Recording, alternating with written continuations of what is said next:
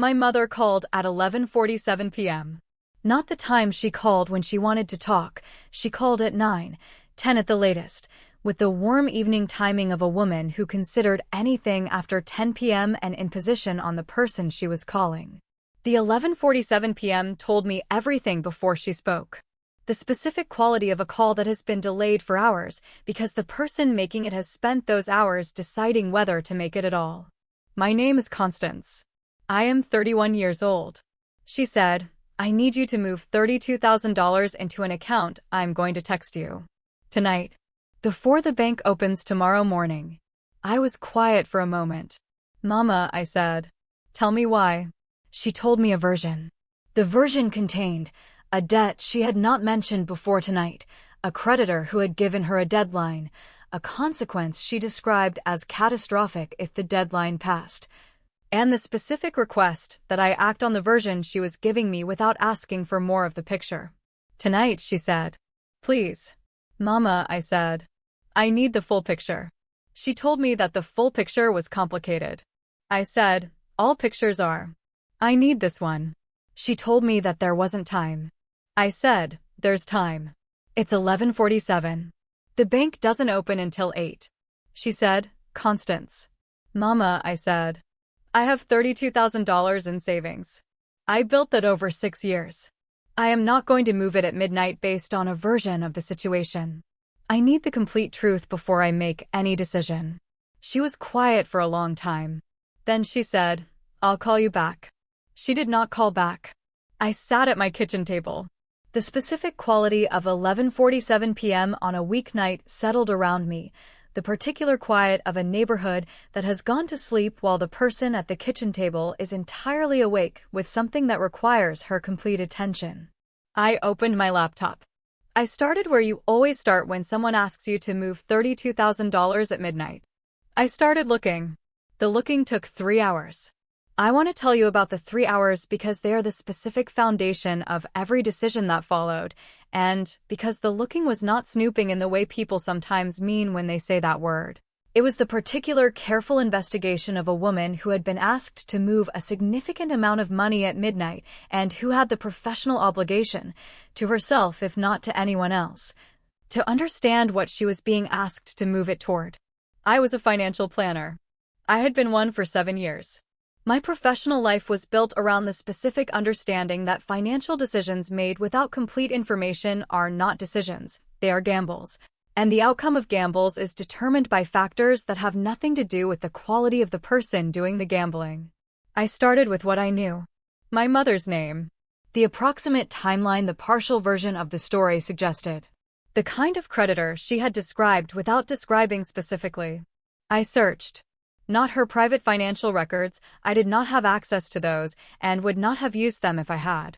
I searched the public records that are public precisely because transparency about certain financial matters is a protection for everyone. What I found was this. The debt was not new. The debt was not $32,000. The debt was the visible portion of a financial situation that had been developing for at least 4 years, and that involved the specific kind of accumulation that happens when someone with a fixed income makes a series of decisions about borrowing that individually seem manageable and that collectively produce a weight that has no single dramatic moment of origin, only the slow compound interest of small choices made in the private dark. There was also something else. The specific creditor she had described to me, the one with the midnight deadline, was not the only one. There were 3. The $32,000 would not have covered the situation. It would have covered one of 3 creditors and left the other 2, and the person who had moved her savings, in a worse position than before. I sat at the kitchen table at 2:47 a.m. My savings were intact. The picture was clear. It was not the picture my mother had shown me. I need to tell you about my mother before I tell you what happened in the morning, because the story requires the honesty of seeing her fully and because she deserves to be understood as a person before she is reduced to the secret she had been keeping. Her name was Dorothea. She was 63 years old and had the particular quality of a woman who had spent 40 years being the capable one in her marriage, in her household, in the specific family ecosystem where she was the person other people brought their problems to and from whom solutions consistently emerged. She had raised my sister Paulette and me largely alone after our father left when I was 9. She had worked for 22 years as an office manager. She had kept the house. She had attended every school event. She had built the specific, warm, competent infrastructure of a single mother who had decided that her children would not feel the absence of anything she could provide. What she had never learned to do, because there had never been anyone in her life who required her to learn it, was ask for help with her own problems. She had managed everything. She had also, across 4 years, been managing something that had gotten too large to manage alone and that had grown in the dark the way things grow when they are not exposed to the light of other people's knowledge and care. I did not know what had started it. A medical bill. A car repair. A loan taken for a reason that had seemed manageable at the time. I did not know because she had never told me. She had not told Paulette. She had not told her sister Aunt Vivian. She had not told anyone. She had told me at 11:47 p.m., not the truth, a version, because the situation had finally reached the point where the managing alone was no longer possible. I had not moved the money. The decision to not move the money was the first honest response to the situation anyone had been permitted to give, because honest responses require honest pictures, and no one in our family had been given an honest picture. That was about to change. Not because I decided to change it. Because the situation did. My mother called my Aunt Vivian at 7:14 a.m. I know this because Aunt Vivian called me at 7:41 a.m. with the specific quality of someone who has received information that has reorganized their understanding of the previous 4 years and who is calling the person most likely to have additional context. She said, "Constance, your mother called me this morning." "Yes," I said. "She told me about the debt," she said. "Did she tell you all of it?" I said. "She told me what Dorothea had told her. It was more complete than what she had told me at 11:47 p.m., but still not the full picture I had found at 2:47 a.m. "Vivian," I said, "there's more." I told her what I had found. She was quiet for a long time. The kind of quiet that is doing something rather than simply waiting. "How long?" she said. "For years, based on what I could find publicly," I said. "There may be more that isn't visible in public records." "She told me she needed $32,000, she said. "That would cover one of 3 creditors," I said. "It wouldn't address the situation." "3 creditors," she said. "Yes," I said. She was quiet again. "Constance," she said. "Yes," I said. "You didn't move the money," she said. "No," I said. "She asked you last night," she said. At 11:47, I said. "And you said no," she said. I said I needed the complete picture first, I said. Another silence. "She called Paulette," she said. "After she called me. And she called your cousin Marcus." I sat with this. "She's calling everyone," I said. "She's looking for $32,000 before 8 a.m., Vivian said. "And she is not finding it because she is not telling anyone the complete picture and the partial picture is not producing the response she needs." "No," I said. "We need to have a family conversation," Vivian said. "Yes," I said. "All of us," she said. "With the complete picture." "Yes," I said. "Will you be there?" she said. "Yes," I said. "Constance," she said. "What you did last night was not unkind." "I know," I said. "She may not see it that way yet," she said. "I know that too," I said. My sister Paulette called at 8:22 a.m. She was 28 years old and had the particular quality of someone who was 3 years younger than me and who had, across those 3 years, absorbed my mother's approach to difficulty, which was to manage it internally until internal management was no longer possible. She and my mother were alike in this way. I had noticed it without knowing what to do with the noticing. "Constance," she said. "Mama called me this morning." "I know," I said. "She asked me for $32,000, she said." "Do you have $32,000? I said. "No," she said. "I have $11,000 in savings." "Paulette," I said. "I need to tell you the complete picture." I told her. She was quiet through all of it. When I finished, she said, "You knew since last night." "I knew the version she told me at 11:47, I said. "I knew the fuller picture by 2:47 a.m. "Why didn't you call me?" she said. "Because it was 2:47 a.m., and because I needed to think before I talked," I said. "She went to you first," Paulette said. "Yes," I said. "Because she knows you have the most saved," she said. "Yes," I said. Paulette was quiet. "Constance," she said. "Is she all right? Physically?" I don't know, I said. I know about the debt. I don't know what carrying it for 4 years has done to her. She must have been terrified, she said. I sat with this. Yes, I said. She must have been. And she couldn't tell us, she said. No, I said. Why not, she said. Because she has spent 40 years being the capable one, I said. And because asking for help means admitting you needed it, and she doesn't know how to do that. Paulette was quiet for a long time. What do we do? She said. We go to the family conversation Vivian is calling, I said. And we go with the complete picture, and we figure out what we can actually do, not what one person can do alone at midnight. Together, she said. Yes, I said. Constance, she said. Yes, I said. Thank you for not moving the money, she said. Aunt Vivian convened the family conversation on Saturday morning. Not at my mother's house, at Vivian's, which was the specific neutral ground of a woman who understood that conversations about difficult things require rooms that do not carry the emotional weight of the place where the difficult thing lived. Vivian was 60 years old and had the particular quality of my mother's older sister. She had always been the one who said the true thing in the family, not cruelly, but with the specific honest warmth of someone who had decided, at some point in her adulthood, that the most loving thing she could offer the people she loved was the truth rather than the comfortable version of it. The people in the room, Vivian. Me. Paulette. Our cousin Marcus, who was 35 and had received a partial version of the story from my mother at 8 a.m., and who had come because Vivian had asked him to and because Marcus was the person in our family who showed up when showing up was needed. And my mother. She sat in the corner of Vivian's sitting room with the particular quality of someone who has been moving toward a conversation for 4 years, and who has arrived at it in a way she did not choose, and who is now inside it with the specific combination of relief and terror of someone who has been holding something alone for a very long time and is finally in a room with people who know. Vivian said, Dorothea, we love you. We are here. We need the complete truth so we can help you the right way. My mother looked at her hands. She told the complete truth. Not the version she had told me at 11:47. Not the partial version she had told Vivian and Paulette and Marcus in the morning calls. The complete truth. The medical bill that had started it. The loan she had taken to cover it. The second loan to cover the interest on the first. The credit card that had filled the gaps. The 4 years of managing privately. The 3 creditors. The actual total, which was not $32,000. The actual total was larger. The room was quiet when she finished.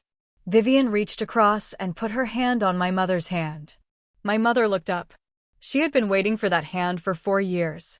The room decided in the specific way that families decide things when they are finally in possession of the complete picture, and when the people in the room are the kind of people who respond to a complete picture with the particular organized warmth of people who understand that the problem in front of them is a problem that belongs to all of them. Not because the debt was everyone's legal responsibility. Because my mother was everyone's person. Marcus had the particular professional knowledge of someone who had spent 12 years in commercial banking and who understood the architecture of debt situations with the specific clear-eyed competence of someone for whom financial complexity was a daily professional environment rather than an overwhelming personal crisis. He said, the 3 creditors need to be addressed in a specific order. There is one that has the most serious consequences if it isn't addressed first. Let's start there. He laid out the order. He also said something that reorganized the conversation. The question is not whether Dorothea can be helped, he said. The question is how the help is structured so that it solves the problem rather than covering one piece of it while the other pieces continue. What does that mean specifically? Paulette said. It means, he said, that moving $32,000 to cover one creditor and leaving 2 others in place, with interest accumulating, is not a solution. It is a temporary pressure reduction that creates a different problem 6 months from now. So, what do? I said. He told us. The solution required coordination across the 3 creditors, negotiation that Marcus was willing to lead, a structured repayment plan that the family would collectively support over a defined period, and the hardest part, which Marcus said plainly rather than softly, a complete accounting of my mother's current financial situation so that the support could be built on accurate ground rather than on a partial picture. My mother looked at Marcus. You'll help me with that, she said. The accounting. Yes, he said. It's going to be, she started. I know, he said. I've seen worse. And I've seen worse get better. She nodded. Vivian squeezed her hand. Dorothea, she said. Yes, my mother said. You should have called us 4 years ago, she said. I know, my mother said. Don't do it again, she said. I know, my mother said. My mother found me in Vivian's kitchen at the end of the meeting. The others had moved to the dining room where Vivian was feeding everyone with the particular focused warmth of a woman who understands that difficult conversations are easier to complete when the people having them are not also hungry. My mother and I stood in the kitchen with the particular acoustic quality of a kitchen adjacent to a room full of family. The muffled sounds of conversation and plates and the specific warmth of a house that has been asked to hold something hard and is doing so with the grace of long practice. I'm not angry with you, I said. Before she could speak. She looked at me. I thought you would be, she said. I know, I said. You said no, she said.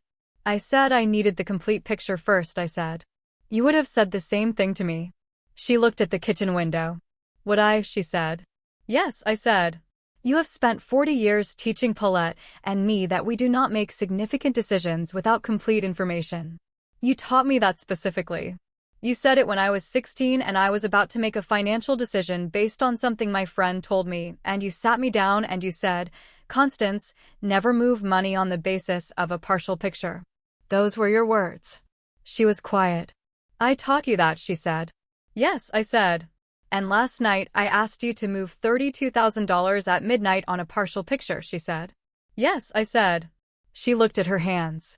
The irony is not lost on me, she said. No, I said. Constance, she said. Mama, I said. I was ashamed, she said.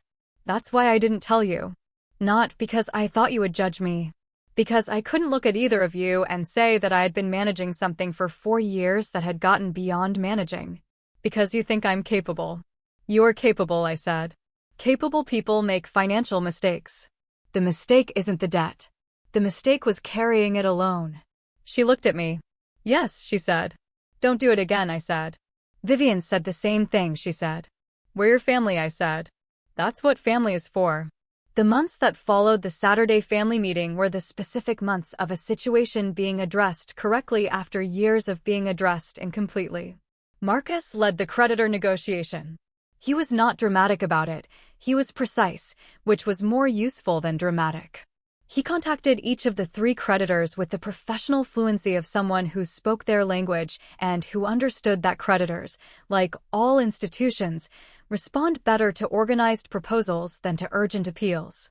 He negotiated settlement terms on 2 of the 3. The third required a payment plan. The family, me, Paulette, Vivian, Marcus, each contributed a specific amount toward the settlement of the 2 creditors and toward the initial payment that established the payment plan with the third. Not from the $32,000 that had been asked for at midnight. From the collective capacity of 4 people who understood the full picture and who had each given what they were able to give without anyone being required to give what they did not have. My savings were not emptied. Paulette's savings were not emptied. The family had given what it could as a family, the specific distributed weight of a shared problem carried across multiple shoulders rather than the specific concentrated weight of a problem placed on the shoulders of one person at midnight with a deadline. My mother made the monthly payment on the third creditor herself. Not because we could not help. Because she needed the experience of doing it herself as part of the specific process of understanding that managing something did not mean managing it alone, but that it also meant being the person who showed up and did her part. She called me on the 1st of every month for 6 months. Made the payment, she said. Good, I said. I know you're tracking it, she said. Yes, I said. That's very you, she said. It's also very you, I said. She laughed. The laugh I had known my whole life. By month 7 the payment plan was on track. By month 11 Vivian had organized a small family gathering, nothing formal, just the 5 of us at her house, with food, with the particular warm ease of people who have been through something together and who are now on the other side of it. My mother walked in and she looked around the room. She looked at us. She said, I should have called this meeting 4 years ago. Yes, Vivian said. Well, my mother said. I called it now. Here is what I kept from an 11:47 p.m. phone call and 3 hours of looking and a family conversation on a Saturday morning and everything that followed. I kept my mother's sentence: never move money on the basis of a partial picture. She had said it to me when I was 16 sitting at our kitchen table, and I had been about to make a financial decision based on something my friend told me.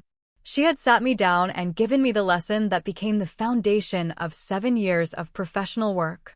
The lesson saved $32,000 on a Tuesday night. More than the money, it saved the family from the specific trap of a partial solution that would have created new problems while appearing to solve existing ones. The lesson is true, and it was true when she gave it, and I intend to give it to the people I love for the rest of my life. I kept Marcus. He negotiated. He was precise where we were emotional. He led where we did not know the terrain. He did not make my mother feel small for the debt she had accumulated. He treated the debt as a problem that had a solution and approached the solution with the professional focus of someone who has seen worse and who believes worse can get better. I have referred 3 clients to him since. He is the specific kind of professional that families need and that families rarely find until the crisis has already arrived. I kept what my mother said in Vivian's kitchen: I was ashamed. 2 words that contained 4 years. She had not hidden the debt from us because she thought we would abandon her. She had hidden it because she could not stand to be seen as someone who needed help by the people who had always seen her as the person who provided it. This is the specific loneliness of capable people. I carry this understanding into every financial planning conversation I have. The person across from me who seems most together is often the person most afraid of what happens when they are not. I kept the Saturday meeting. The complete picture in a room of 5 people who loved each other. Marcus's order of the creditors. Vivian's hand. My mother's relief when someone finally knew. I am 31 years old. My mother called at 11:47 p.m. I said I needed the complete picture first. By morning, the truth had reached everyone. By Saturday, the family was in a room together. By month 7, the payment plan was on track. The $32,000 is still mine. The family is still whole. Both required the same thing: the complete picture, in the right room, at the right time. If this story reached something in you, if you have ever had to choose honesty over the comfortable protection of a secret that was never yours to carry, I want to hear about it in the comments. What happened when the complete picture finally entered the room? Stories like this one stay alive because people carry them forward. Share this with someone who needs it today. And if you would like more stories told honestly, the way things worth keeping deserve to be told, subscribe. We will be here. The end.